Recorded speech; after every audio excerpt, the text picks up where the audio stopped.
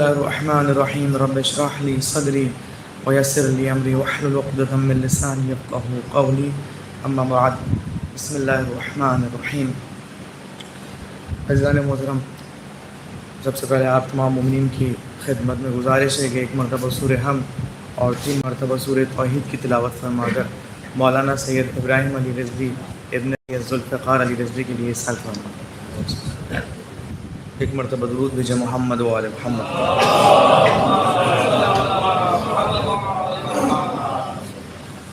میں بہت زیادہ وقت آپ لوگوں کا نہیں دوں گا، مولانا باہر سے تشریف لائے ہوئے ہیں، اور تو ایسا لگنا چاہیے کہ آپ لوگ سننے کے لیے بیٹھے ہوئے ہیں۔ اس سے بہتر درود بھیجے محمد و آل محمد۔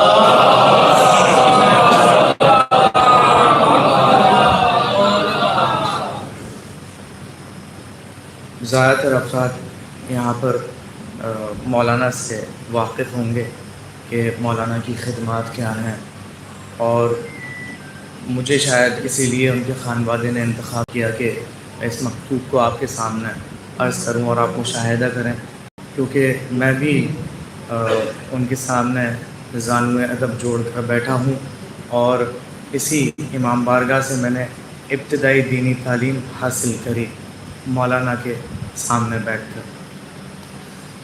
مولانا کی زندگی جو لوگ جانتے ہیں کہ کس طرح سے انہوں نے بسر کری، کس طرح سے سادگی کے ساتھ، جہاں زمانہ اپنا عیش و آرام اور عشرت میں ہوتا ہے، لیکن اس وقت مولانا جب الحمدللہ اچھے عہدوں پر تھے ANU کے اندر، اس زمانے میں سادگی کے ساتھ مولانا نے زندگی جی۔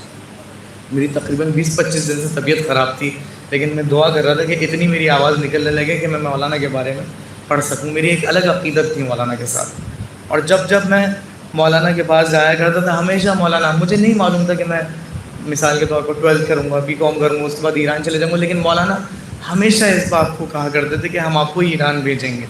چھوٹا سا میں ان کے پاس جاتا تھا، تو نہیں معلوم کہ مولانا کی دعا جو ہے وہ قبول ہوئی۔ میں تقریباً 9 سال ایران میں رہا۔ صلوات بھیجیں محمد و آل محمد پر۔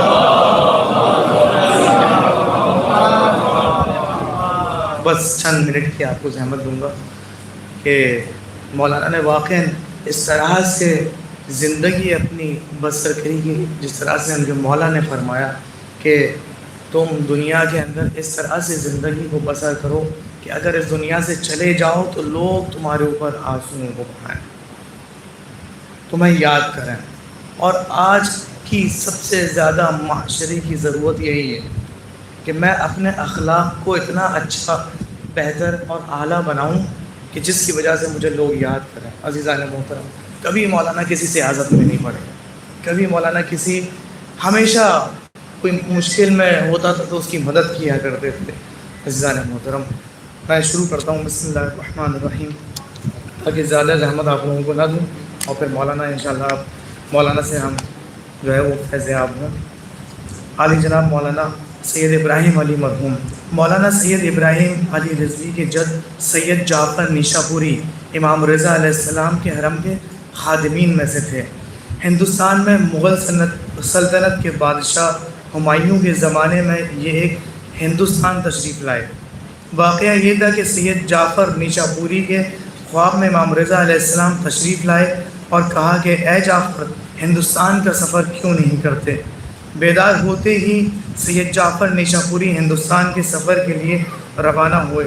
ادھر شہنشاہ ہمایوں کو بھی خواب میں حکم دیا کہ میرے فرزند سید جعفر نیشا پوری سے درباری امور میں فائدہ کیوں نہیں حاصل کرتے؟ یہی وجہ ہے سید جعفر رضوی جب ہندوستان تشریف لائے تو ہمایوں نے اپنے دربار میں انہیں قلمداں جیسے اہم عہدے پر فائز کیا۔ کافی مدت تک وہ اپنے فرائض کو انجام دیتے رہے۔ ان کے انتقال کے بعد ان کے فرزند میر محمد سعید رضوی نے اپنے والد کے منصب کو آگے بڑھایا اور درباری امور کی ذمہ داری اپنے کاندھوں پہ لی۔ انہوں نے بھی کافی مدت تک خدمات کو انجام دیا۔ پھر ان کے فرزند نواب میر محمد کاظم دولت آبادی بھی اس دربار سے وابستہ ہوئے، لیکن انہوں نے جلد ہی مغلیہ سلطنت سے دوری اختیار کر لی، اور جب 1518 میں دکن میں جو اس وقت کا بھاگیہ نگر کے نام سے مشہور تھا، قطب شاہی حکومت قائم ہوئی تو اس سلطنت کے چوتھے فرمانروا ابراہیم قلی قطب شاہ نے شادی کی۔ ان کی زوجہ نے مذہب اسلام سے متاثر ہو کر جب اسلام قبول کیا اپنا نام بدل کر حیدر محل رکھا۔ بعد میں ان کے بیٹے قلی قطب شاہ نے بھاگیہ نگر کا نام تبدیل کر کے اپنی ماں کے نام پر حیدرآباد رکھا۔ قلی قطب شاہ کے زمانے میں نواب محمد کاظم آگرہ سے منتقل ہو کر حیدرآباد کو ہجرت کی اور قطب شاہی دربار سے منسلک ہو گئے اور ایک اعلیٰ عہدے پر فائز ہوئے۔ قطب شاہی سلطنت میں رہ کر نواب میر محمد کاظم نے نہ صرف دربار کے فرائض انجام دیے بلکہ انہوں نے مسلمانوں خاص کر شیعہ مسلمانوں کے لیے نمایاں کارنامے انجام دیے۔ وہاں انہوں نے جاگیریں بنائیں، شیعوں کی قیادت کی۔ اپنے اہم کارناموں کی وجہ سے انہیں خاں صاحب کا لقب عطا ہوا اور یہی سلسلہ بعد کی نسلوں تک قائم رہا۔ نواب میر محمد کاظم کے بعد ان کے فرزند سید غلام حیدر خان رضوی دربار سے منسلک ہوئے تو ان کو ممتاز جنگ، احتشام الملک جیسے القابات سے نوازا گیا۔ انہوں نے حیدرآباد میں ایک خوبصورت مقبرہ تعمیر کرایا جو آج بھی موجود ہے اور ان کے فرزندان خاندان یہیں مدفون ہوتے ہیں۔ احتشام الملک میر غلام حیدر خان رضوی حیدرآباد میں جاگیردار کہلائے۔ انہوں نے مقبرہ کے علاوہ وہاں ایک حویلی بھی تعمیر کروائی۔ یہی میر حیدر کے فرزند میر محمد علی خان رضوی جو حیدر یار جنگ اور رشید الدولہ کے نام سے مشہور ہوئے اسی حویلی میں پیدا ہوئے۔ اس کے بعد ان کے فرزند میر اسماعیل علی خان رضوی پیدا ہوئے اور دربار سے انہیں بھی اپنے آباء و اجداد کی طرح رشید الملک کا لقب عطا ہوا۔ پھر ان کے فرزند سید شہریار علی خان رضوی نے نمایاں کارنامے انجام دیے۔ پھر اسی حویلی میں شہریار علی خان رضوی کے فرزند سید ذوالفقار علی خان رضوی پیدا ہوئے۔ انہوں نے بھی اپنے پیشروؤں کی طرح نمایاں کارنامے انجام دیے۔ مولانا سید ابراہیم علی رضوی انہی سید ذوالفقار علی خان کے فرزند تھے جو 1941 میں حیدرآباد کی اسی حویلی میں پیدا ہوئے۔ مولانا سید ابراہیم علی رضوی نے دینی خدمات کو فوقیت دی اور ابتدائی تعلیم حیدرآباد میں حاصل کرنے کے بعد والد مرحومہ صفیہ بیگم رضوی کی خواہش کے مطابق دینی تعلیم حاصل کرنے کے لیے مولانا سید قلب عابد مرحوم کے ہمراہ لکھنؤ تشریف آئے اور ہندوستان کے مشہور و معروف دینی درسگاہ سالس میں داخلہ لیا اور مستقل طور پر یہیں رہ کر تعلیم حاصل کی۔ دوران طالب علمی لکھنؤ کے مشہور علماء کی صحبت حاصل رہی۔ یہی وجہ ہے کہ ان کی شخصیت میں مزید نکھار پیدا ہوا۔ لکھنؤ کی کسی بزم میں جب مولانا آیت اللہ علی نقی نقن صاحب مرحوم سے سید ابراہیم علی رضوی صاحب کی ملاقات ہوئی تو وہ ان کی علمی صلاحیت سے بہت متاثر اور آپ کی جگہ یہاں نہیں بلکہ علی گڑھ ہے۔ اور پھر کیا تھا، کچھ دنوں کے بعد سید ابراہیم علی رضوی صاحب علامہ علی نقن صاحب مرحوم کے ہمراہ علی گڑھ تشریف لائے۔